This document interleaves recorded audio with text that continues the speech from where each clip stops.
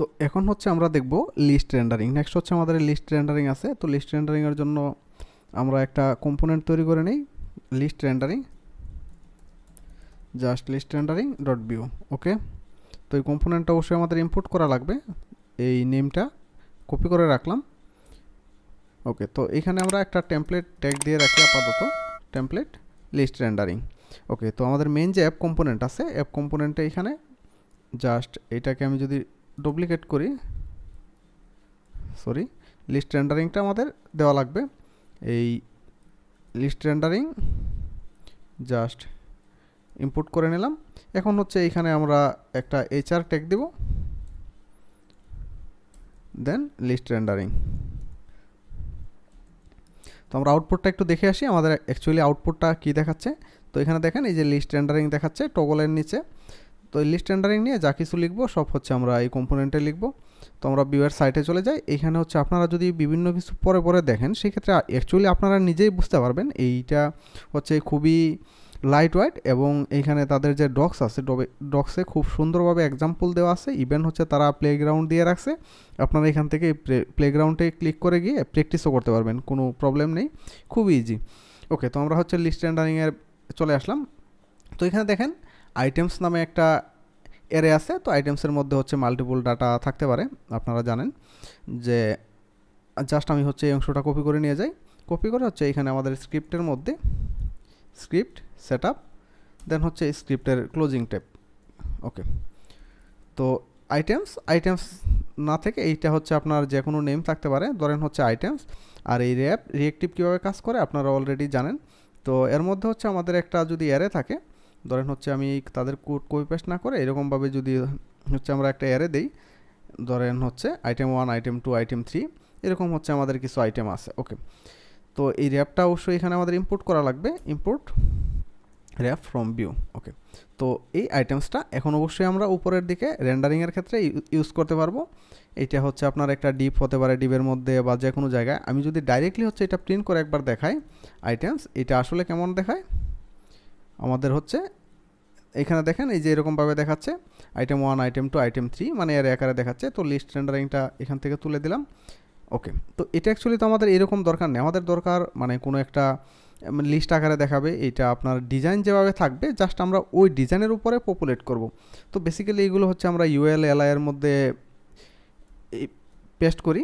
তো ধরেন হচ্ছে ইউএল এলআই, আমি আপাতত কোনো ডিজাইন দিতেছি না, ধরেন হচ্ছে 1, আরেকটা হচ্ছে আমি যদি এলআই দেই, এটা ধরেন হচ্ছে 2, আরেকটা এলআই দেই 3। ওকে, তো আমাদের আউটপুটটা দেখি এই যে 1, 2, 3 দেখাচ্ছে, একটা লিস্ট আকারে দেখাচ্ছে। এখন আপনি তো এরকম বারবার এরকম বারবার আপনি এলআই লিখবেন না। ধরেন হচ্ছে একটা এলআইয়ের উপরে আপনি লুপ চালাবেন, বাকি সব ডাটাগুলো আপনার এই আইটেম থেকে দেখাবে। তো সেই জন্য আপনি কি করবেন, জাস্ট হচ্ছে এলআইয়ের মধ্যে ভিউয়ের হচ্ছে ফর লুপ লেখার জন্য, নর্মালি জেএসএ যেভাবে লেখে এরকম না, ফর লুপ লেখার জন্য বি ফর নামে তাদের হচ্ছে একটা সিনট্যাক্স আছে। তো আমরা একটু এটা দেখে আসি। তো এটা কি করে, এই আইটেম ইন আইটেমস, অর্থাৎ আপনার এখানের যে মেন যে অ্যারেটা আছে আইটেমস, আপনি হচ্ছে আইটেম ইন আইটেমস। তো এই আইটেমটা কি করবে, এই ফার্স্টের যে আইটেম এটা হচ্ছে যে কোনো একটা নেম, এটা হচ্ছে আপনার এবিসিডি থাকতে পারে, আর এটা হচ্ছে আপনার এইখানে ডিক্লেয়ার করা আইটেমস। তো এই এবিসিডিটা কী করবে, মানে একটা একটা করে আইটেমসের মধ্যে থেকে যে আপনার ডাটা আছে ওইগুলো হচ্ছে নিয়ে আসবে। তো আমরা জাস্ট আইটেমই দেই। এখন যদি এই আইটেমটা আমি এখানে প্রিন্ট করি 1-এর পরিবর্তে, তো এখন দেখবেন একটা একটা করে ডাটা এখানে দেখাচ্ছে। তো এখানে দেখেন এই উপরের দিকে আমাদের এই ভেরিয়েবলটা রয়ে গেছে। তো আমরা জাস্ট কেটে দিলাম। এখন দেখেন এই যে আইটেম 1, আইটেম 2, আইটেম 3 দেখাচ্ছে। ওকে, তো এরকমভাবে হচ্ছে আপনি লিস্ট রেন্ডারিং করতে পারবেন। আর এই ডিজাইন অ্যাকচুয়ালি আপনার যেখানে থাকবে, আপনার ইউএল এলআই এর মধ্যে না থেকে আপনার হচ্ছে ডিবের মধ্যেও থাকতে পারে। এইটা হচ্ছে একান্তই আপনার ব্যক্তিগত প্রজেক্টের ব্যাপার, মানে ওই প্রজেক্টের ডিজাইন স্ট্রাকচার কীভাবে থাকবে তার উপরে আপনি জাস্ট হচ্ছে মানে ফর লুপ চালাবেন। ফর লুপ চালালে এরকমভাবে হচ্ছে আপনি আইটেম রেন্ডারিং করতে পারবেন। ওকে, তো তাদের এখানে যে আইটেমটা ছিল এইটা অ্যাকচুয়ালি আপনার হচ্ছে একটা মানে অবজেক্ট টাইপের, এইটা হচ্ছে আমাদের ডাইরেক্ট একটা প্লেন অ্যারে। তো এর মধ্যে হচ্ছে আইটেম 1, আইটেম 2, আইটেম 3। আমরা জাস্ট যদি এইটাও রেন্ডার করি, আইটেমস জাস্ট 2টা এস দিয়ে দিলাম, এইটাও হচ্ছে আমরা রেন্ডার করতে চাচ্ছি এখানে। এটা অ্যাকচুয়ালি কী করছে, অ্যারে আছে, ফার্স্ট হচ্ছে অ্যারে, দেন এর মধ্যে এই ভ্যালুগুলো হচ্ছে মেসেজের মধ্যে আছে। ফার্স্ট মেসেজের ভ্যালু হচ্ছে ফু, মেসেজ নামে একটা কির মধ্যে অবজেক্ট আকারে। দেন সেকেন্ড মেসেজের ভ্যালু হচ্ছে বার। দেন হচ্ছে এখানে আপনার আরও থাকতে পারে বাচ বা যাই হোক হোয়াট এভার। তো এই আইটেমসটা যদি আমরা এখানে পপুলেট করি এক্স্যাক্টলি সিমিলারভাবে করতে পারি। জাস্ট হচ্ছে আইটেমস, এই যে ডাবল এস দেওয়া যে আইটেমসটা আছে, এখন এই ভিতর থেকে এই আইটেমসের মধ্যে থেকে আমাদের এই পার্টিকুলার একটা অবজেক্ট নিয়ে নেবে। যেমন এই মেসেজ যে অংশটুকু আছে মেসেজ ফু, মানে পার্টিকুলার একটা একটা করে অবজেক্ট বের করে দিবে। আপনি যদি এই ফুটা পেতে চান তাহলে হচ্ছে আইটেম ডট মেসেজ এটা অ্যাক্সেস করা লাগবে। আমরা দেখি। তো এখন দেখেন, হ্যাঁ এই যে পার্টিকুলার একটা একটা করে এই অবজেক্টের মধ্যে যা আছে এগুলো দেখাচ্ছে। আমি যদি এক্স্যাক্টলি ওই ভ্যালুগুলো পেতে চাই সেই ক্ষেত্রে হচ্ছে জাস্ট ডট দিয়ে জেএসএ যেভাবে অ্যাক্সেস করে এরকমভাবে অ্যাক্সেস করলেই, তো এখন দেখেন এইখানে এই দেখাচ্ছে। তো অবজেক্টের স্ট্রাকচার যদি হচ্ছে আরও,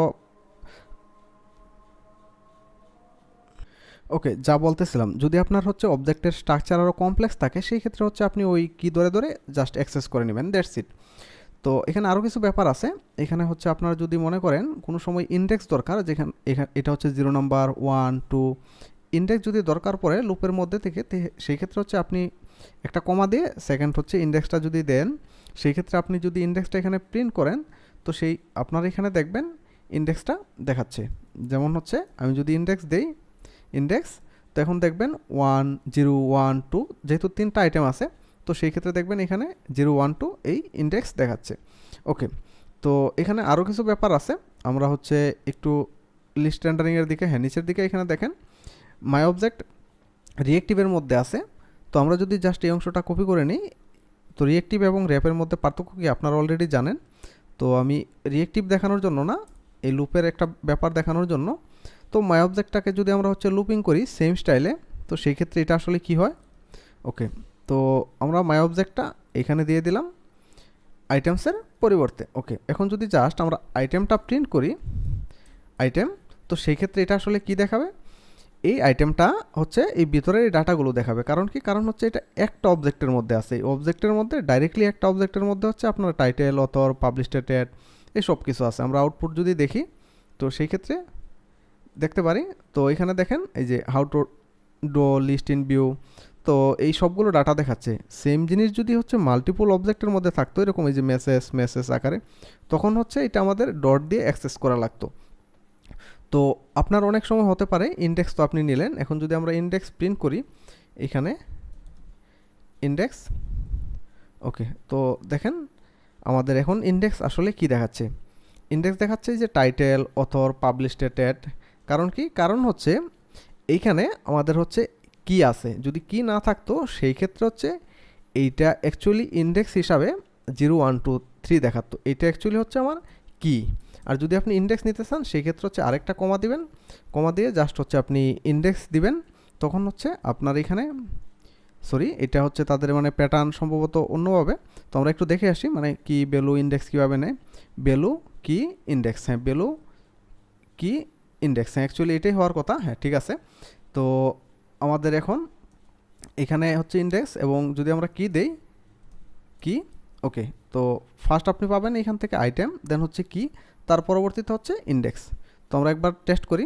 হ্যাঁ এখানে দেখেন এই যে কি পাচ্ছেন, কি বলতে আপনার এই অবজেক্টের যে কি টাইটেল অথর পাবলিশ ডেটেড মানে যার মধ্যে আপনার এই ডাটাগুলো আছে, আপনি হচ্ছে এইভাবে কি দিতে পারেন। দেন হচ্ছে ইন্ডেক্স মানে আপনার এই লাস্ট হচ্ছে আপনি ইন্ডেক্স দিতে পারেন।